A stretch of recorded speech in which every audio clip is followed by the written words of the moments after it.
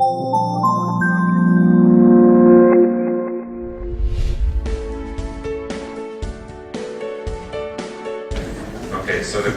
a pergunta é sobre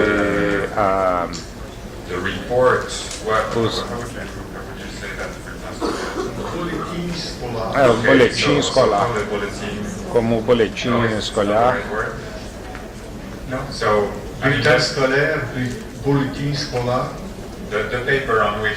O papel em que os professores dão as notas para as crianças e é enviado por trimestre para os pais, como é que você chama isso?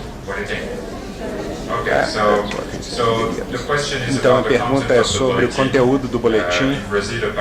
No Brasil, aparentemente, é como textos livres escritos pelo professor, e a pergunta é: na França, eles tentaram fazer isso mais estruturados, com vários itens que o professor tem que preencher sobre diferentes domínios de competências. Então a questão é se isso é uma boa ideia ou não. E eu acho que sim, é uma boa ideia. Um boletim não deveria ser uma série de figuras, números. É bom que o professor escreva alguma coisa, mas eu acho que é importante especificar alguns itens ou áreas nas quais o professor deve ser obrigado a dizer alguma coisa para garantir que alguns pontos importantes sejam sempre abordados. Não deixar para o professor colocar o tópico que eles quiserem e esquecer outros. Então, acho que para esse propósito, eu acho que é uma boa ideia, sim. E é claro que existem muitas formas de fazer isso. Tem de ser adaptado para os seus objetivos aqui. There's another question to Frank. I would like you to explain the difference between decoding. Nome de letra. Pois o primeiro reduz a sobrecarga cognitiva, o que favorece o desenvolvimento da leitura. Eu estou um pouco, não tenho a certeza de saber interpretar bem esta questão. Uma possibilidade de interpretação é a diferença entre a aprendizagem de correspondências, grafemas, fonemas, está aqui indicado na experiência como método fônico, e algo que acho que tem uma certa tradição no Brasil, que se poderia chamar silabação, ou, enfim, baseado na aprendizagem das sílabas. E nesse sentido tem talvez sentido falar desta redução de sobrecarga cognitiva depois na leitura, porque vai ter que aprender as formas visuais de muitas sílabas. Não sei se é isso que está na pergunta, mas pode ser que eu não sei se ele entendeu bem. Sim?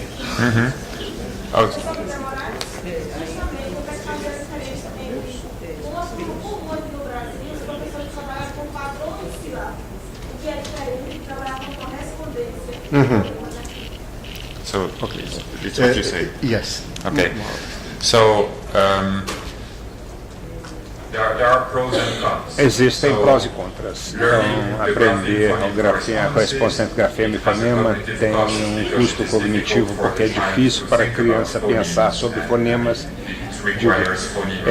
Requer consciência de fonema, como foi dito antes, então é mais difícil do que pensar em termos de sílabas, porque as sílabas são muito mais naturalmente disponíveis para as crianças. Então é uma estratégia perfeitamente legítima pensar que a gente deve ensinar eles a lerem sílabas inteiras, mas é claro que existem muito mais sílabas do que fonemas.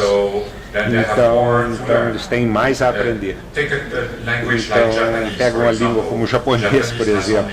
O japonês só tem 5 fonemas e eles combinam em uma sílaba CVC. Então eles têm um número muito pequeno de sílabas. Então para eles é extremamente simples aprender a ler usando os seus sistemas de kana, que é um caractere por sílaba. Então eles têm 30 canais, 50 a aprender, e aí eles conseguem ler a língua inteira. Em japonês, esse é o sistema que faz perfeito sentido. Em inglês não faz sentido, porque seria mais de 400 sílabas a aprender. Então útil. Em português eu acho que isso pode ser debatido. Eu acho que mesmo assim conhecimento, a inteligência do sistema alfabeto que reduz dramaticamente o número de unidades e correspondências que precisam ser aprendidas. Mas no final das contas isso é uma questão experimental que precisa ser testada. Se um método silábico funcionar melhor, beleza. Outra pergunta ainda para o Frank, depois passarei para São Luís. Esta pergunta é difícil. Está muito clara, mas é difícil. Eu não saberia responder. Bom, vamos lá ver se ele sabe. Em minha escola, por meio do ensino do latim, crianças de 8 a 9 anos aumentaram o rendimento em consciência sintática e, consequentemente, a compreensão e leitura de textos em português. Isso acontece por causa do treino das declinações. Você conhece alguma pesquisa sobre o ensino do latim e aumento da consciência sintática? Então, não conheço nenhuma pesquisa sobre esse assunto, então eu vou dar meu sentimento. O meu sentimento é que minha intuição é que essa relação recíproca, como aprender a ler e aumento da consciência fonológica. Você precisa de alguma consciência fonológica para começar a aprender a ler, e à medida que você aprende a ler, você aumenta a consciência fonológica. Eu acho que da mesma forma, você não pode aprender latim se você não já tivesse algum conhecimento de gramática no seu língua nativa, e também gramática explícita do latim que está sendo ensinado para você. Então, é claro, à medida que você aprende latim e entende como que o latim utiliza a gramática, então, em retorno, isso faz você pensar na gramática em sua língua pátria, e eu entendo como isso pode aumentar a sua consciência da gramática em geral. Então, acho que sim, faz sentido que aumente seu conhecimento de gramática, mas então essa é uma razão para argumentar que a gente devia ensinar latim para nossos alunos. Não sei, eu acho que isso é minha opinião pessoal. Eu não sou muito entusiasta em ensinar esse tipo de idiomas. Acho que você pode obter os mesmos resultados ensinando eles uma outra língua que é falada por pessoas reais que vivem hoje, e isso seria muito mais útil. Por exemplo, você poderia ensinar russo às crianças que têm um sistema de declinações muito complexo como o latim, e aí eles poderiam falar com os russos. Mas esse é o meu ponto de vista pessoal. Bom, tem outra ainda que acabou de chegar para o Frank, está tendo muito sucesso, mas eu vou passar aqui para São Luís, e eu vou dizer: os testes são lidos para os alunos pelos professores, ou os alunos leem e respondem sem a ajuda do professor? Talvez precisasse de ser um pouco mais explicado esta questão, mas vamos ver.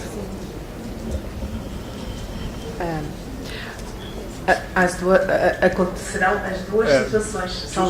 São testes diferentes. Não sei se esta pessoa que fez a pergunta tinha em mente algum dos exemplos que eu referi. No caso do TIL, por exemplo, o TIL é feito, como é um teste de leitura, é para ser lido pelo aluno e respondido autonomamente sem intervenção do professor.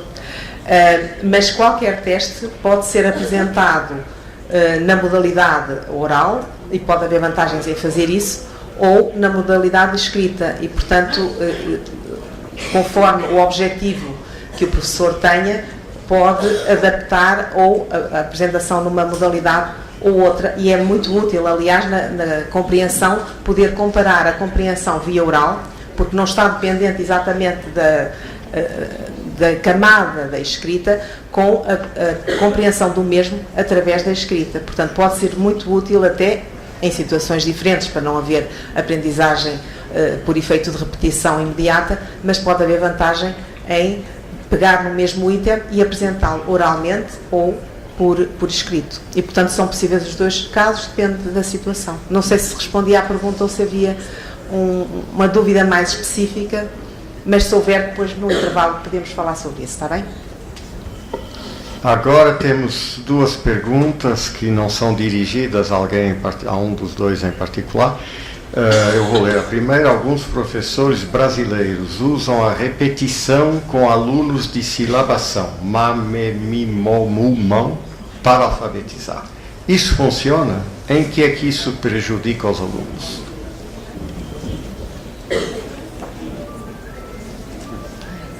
Quem quiser responder.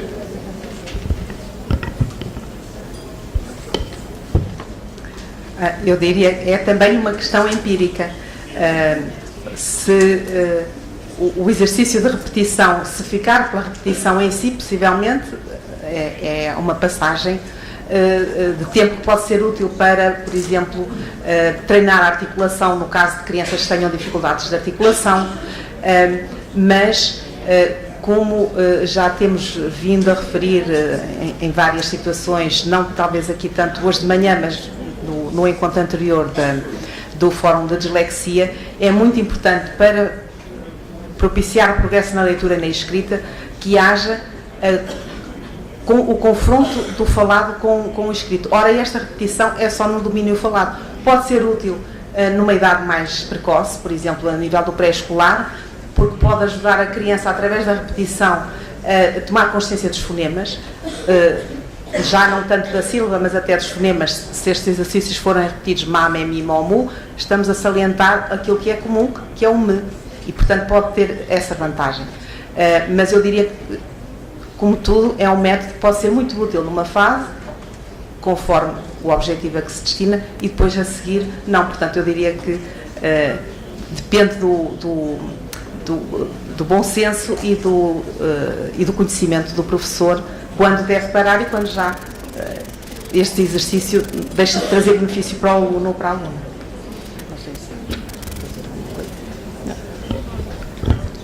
Agora, esta questão eu não entendo completamente, mas vou dizer. Como evitar a promoção na hora de avaliar? O meu problema é o que entender aqui por promoção. Como evitar mas por que evitar? Enfim, bom. Como evitar a promoção? Bom, desculpem, mas... Tem mais. Então, agora, essa é para o Franco. Por favor. O tempo de escola no Brasil é de um período é de manhã ou de tarde, não é? Nos países, a exemplo da Finlândia, é de tempo integral. O que isso afeta no convívio? A formação no Brasil dos professores é outro fator. O que fazer diante do cenário brasileiro? Bom, tem duas perguntas aqui. Yeah, so it's interesting because at the World Dyslexia Forum we had no Fórum de Dislexia nós tivemos detalhamento completo do sistema finlandês, que é um modelo muito bom. Então, a questão de quantas horas por dia as crianças devem ter aula é complexo. As conclusões não são muito claras, porque digo que quanto a gente pode pensar quanto mais horas eles têm, mais eles aprendem, mas não é tão simples assim. Na França nós temos 20 dias longos, de 8h30 às 4h30 da tarde, e nós não estamos muito satisfeitos com os resultados. Na Finlândia, eles têm dias curtos, então, na verdade, nós tivemos uma reunião completa sobre isso. Então, acho que na escola primária eles têm 4 sessões de 45 minutos por dia, que é muito pouco. Então, eles saem da aula à 1 da tarde. Então, é claro que é um pouco compensado pelo fato de que eles têm menos feriados do que nós temos na França. E eu acho que no Brasil vocês têm feriados muito longos, ou férias muito longas. Então, essa é uma questão de levar em consideração. Bom, eu acho que existe um número mínimo de horas que eles têm que ter. Não existem milagres. Mas o exemplo finlandês mostra que o que você faz nessas horas é mais importante do que quantas horas. E também existem debates sobre quando essas horas devem ser colocadas. As horas da manhã são mais lucrativas do que as horas da tarde. Então existe essa questão toda de pesquisa de cronobiologia que estuda os ritmos biológicos das crianças e eles não são igualmente, não têm o mesmo nível de atenção em todas as horas do dia. Então, eu acho que o pico de produtividade para o cérebro em torno de 10 ou 11 da manhã, então esse é onde as atividades mais difíceis devem se concentrar. Então, as crianças vão para a escola somente à tarde e isso não é muito útil para elas. É só para dizer que talvez você deve se preocupar um pouco em aumentar as horas, mas provavelmente deviam se preocupar muito mais em dar um bom treinamento para os professores para que eles possam fazer alguma coisa realmente produtiva durante aquelas horas em que estão na escola. Essa é a melhor coisa que os finlandeses estão fazendo. Bom,